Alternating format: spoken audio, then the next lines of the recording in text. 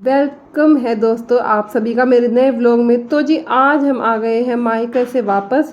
पता नहीं सहरावत साहब का मन नहीं लगा और कहने लगा मैं तो आज ही आ रहा हूँ, मुझे नहीं पता, तुम तैयार हो जाओ। तैयार व्यार होने का तो मौका मिला ही नहीं क्योंकि मूड था ख़राब बिल्कुल बहुत ज़्यादा, क्योंकि मैं अभी आने वाली नहीं थी बिल्कुल भी।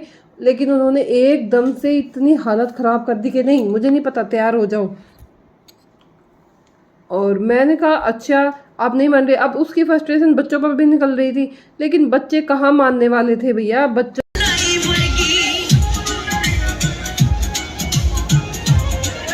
तो आते वक्त हो गई थी बहुत ज़्यादा लेट। हमने सोचा कि हमने फिर खाना तो खाना ही है। फिर हस्बैंड बोले कि खाना वहाँ मत बनवाना, हम बाहर ही खाएंगे। मैंने कहा क्यों, मैं घर पे बनवा लूँगी।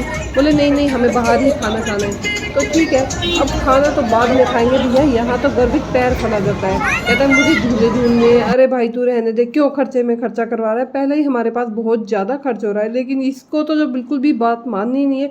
मुझे गुस्सा भी आ रहा था, लेकिन ये नहीं माना। मुझे ये झूला झूलना है और मुझे ये झूला झूलना है। भैया यहाँ पर कोई भी झूला 100 से कम है ही नहीं।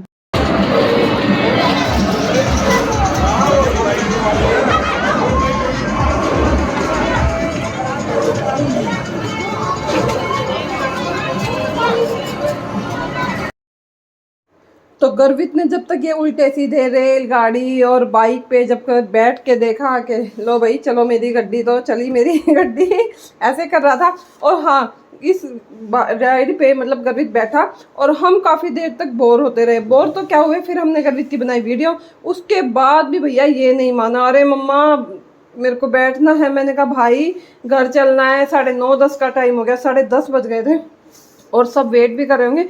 अच्छा नहीं लगता क्योंकि घर से बाहर इतनी देर तक, आप ठीक है आप कोई कुछ कहो या ना कहो, हम सिंगल फैमिली है, लेकिन फिर भी खुद से भी शर्म आती है क्योंकि हम रहते हैं गांव में। तो लेकिन एक डर भी बनता है भाई गांव में आने में कि 10:30 का टाइम हो गया, फिर और भी लेट हो जाता क्योंकि हमें खाना भी खाना था। भैया गर्वित को बहुत ज़्यादा कन्विंस करके समझू के लेके आई। अब हम यहाँ पर आ गए थे दूसरे रेस्टोरेंट में, जो ढाबा है 70 माइलस्टोन, तकरीबन आपने देखा ही होगा। बस यहाँ से कुछ ही दूरी पर हमारा गांव है। मैं बता ही देती हूँ इस ब्लॉग में। और हाँ, हम यहाँ पर चले गए क्योंकि वहाँ तो इतना रश था, इतनी भीड़ थी, मतलब मैं आपको क्या ही बताऊँ। सुखदेव में वहाँ मतलब 1-1.5 घंटे तक कोई भी टेबल फ्री नहीं होने वाली थी। हम इसलिए वहाँ से चले आए।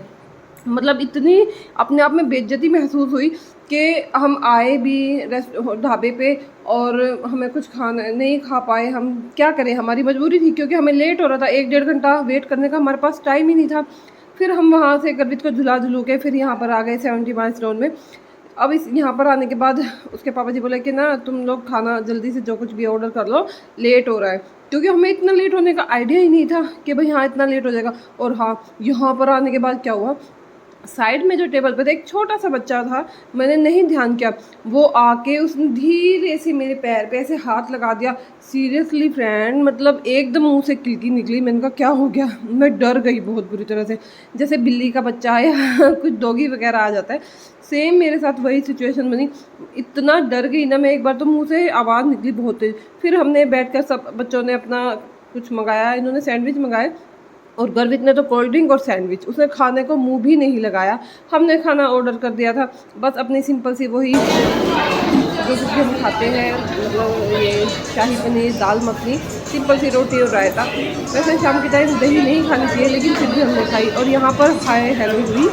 हाय हेलो होने के बाद गर्वित का मेरे को फ़ोटो भी क्लिक करा दिए, तो हमने उसकी 2-4 फ़ोटो करा दी।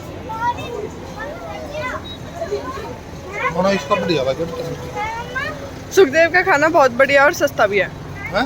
सुखदेव का भी खाना बढ़िया और सस्ता भी है। ना सस्ता तो बोले नहीं, वहाँ का फिर भी एवरेज ठीक पड़ जाता है। क्योंकि दोस्तों मतलब गर्वित अगर हमारे साथ चला जाता है, सीरियसली हम मतलब ये फैल ही जाता है। ये नहीं खाना पीना, इसको कुछ नहीं करना, बस इसको चिल्लम चिल्ली करना है और खेलना है। मुझे झूलने दो, मुझे झूलने दो। भैया बहुत खींचातानी करके और इन पापा की आर्ग्यूमेंट, पापा बेटी की आर्ग्यूमेंट सुनने के बाद हम आ गए थे घर पर आकर देखा दिमाग कैसा ख़राब हो गया। सब कुछ फ्रिज में सड़ा पड़ा था। मतलब मैं जो थोड़े से आलू उबले हुए रख के गई थी, वो आलू ऐसे ही पड़े थे फ्रिज में, मतलब स्मेल हो गई थी उनके अंदर। पूरे 6 दिन हो गए थे। और ये देखो मैं थोड़ी सी सब्जी छोड़ के गई थी, वो भी ऐसे ही पड़ी थी। अरे भैया वो काम वाली दीदी आती, कम से कम उन्हें कह देते कि तुम ये सब डाल दो और बर्तन साफ कर दो, लेकिन इनसे इतना भी नहीं हुआ।